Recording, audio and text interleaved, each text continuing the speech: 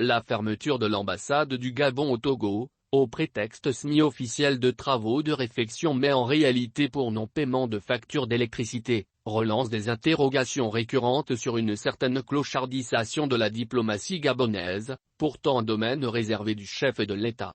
Coupure d'électricité à l'ambassade du Gabon en Afrique du Sud il y a 3 ans. Coupure d'eau à l'ambassade du Gabon à Malabo en 2020. Et, aujourd'hui, coupure d'électricité à l'ambassade du Gabon au Togo. Les mois et les années passent, les problèmes demeurent et, parfois, s'amplifient. Fait étonnant tout au long du week-end dernier, aucune annonce d'une réunion de cellules de crise dans le département ministériel concerné n'a été entendue. Indifférence, laxisme, preuve d'un amateurisme certain ou de l'impuissance du département?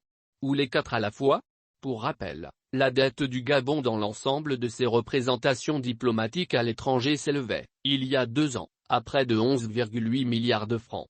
Si 1 milliard avait pu être dégagé pour les situations les plus urgentes, il reste que, dans sa globalité, cette dette est remontée à plus de 12,5 milliards de francs. C'est un malaise général, les ambassades et consulats du Gabon ne sont pas à la fête. Loyers impayés, arriérés de salaire pour les personnels non diplomatiques contractuels locaux, manque d'assurance maladie pour les diplomates et leurs familles. Les conditions de vie des diplomates gabonais et leurs familles à l'étranger sont à la lisière de la précarité, et chaque jour apporte son lot de surprises désagréables. Conséquences fournisseurs, électricité, chauffage, propriétaires de logements, responsables d'établissements scolaires, opérateurs divers et variés sont à leur trousse. Et la situation dure depuis plusieurs années. Qui ne se rappelle de la fin tragique d'un diplomate gabonais au Brésil en août 2020?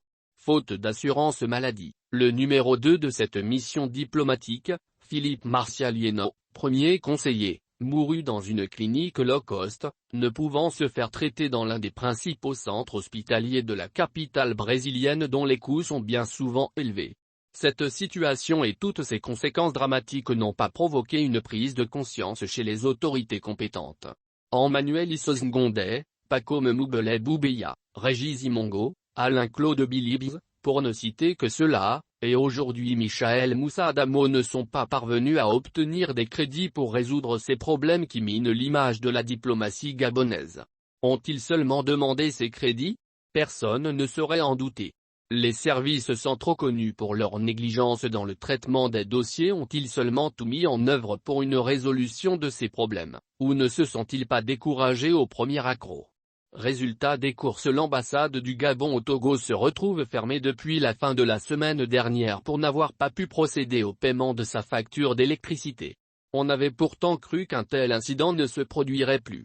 Car, ainsi que rappelé plus haut, l'ambassade du Gabon à Pretoria avait connu le même incident en février 2019. André William Anguillet, alors ambassadeur, avait dû fermer la représentation diplomatique pour le même fait. Le chef de l'État a-t-il choisi de réduire la voilure diplomatique du Gabon? A-t-il changé d'option dans ce domaine? Il est pourtant de notoriété publique que la diplomatie est son domaine réservé, le ministère des Affaires étrangères n'agissant qu'en tant que pouvoir délégué. Ainsi que l'expliquait Alain-Claude Bilibs dans une interview en février 2020, la diplomatie est du domaine réservé du chef de l'État.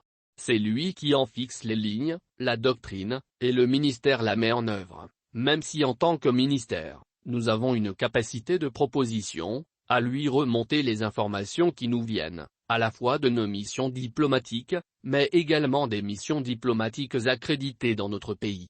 De ce point de vue, la diplomatie gabonaise suit les lignes directrices fixées par le chef de l'État. Il y a donc de quoi s'étonner que, de manière globale, les charges et les dettes des ambassades et des consulats du Gabon soient si difficilement réglées. Les mois et les années passent, les problèmes demeurent. Aujourd'hui, la fermeture de l'ambassade du Gabon à Lomé est mise en exergue. À qui le tour demain? S'il y avait une certaine prise de conscience, il y aurait samedi et dimanche dernier, une réunion d'une cellule de crise pour se pencher sur une situation aussi grave, estime un directeur de la centrale diplomatique gabonaise, le ministère des Affaires étrangères. Ali Bongo a-t-il vraiment changé de braquet dans ce domaine, en choisissant un pignon inférieur?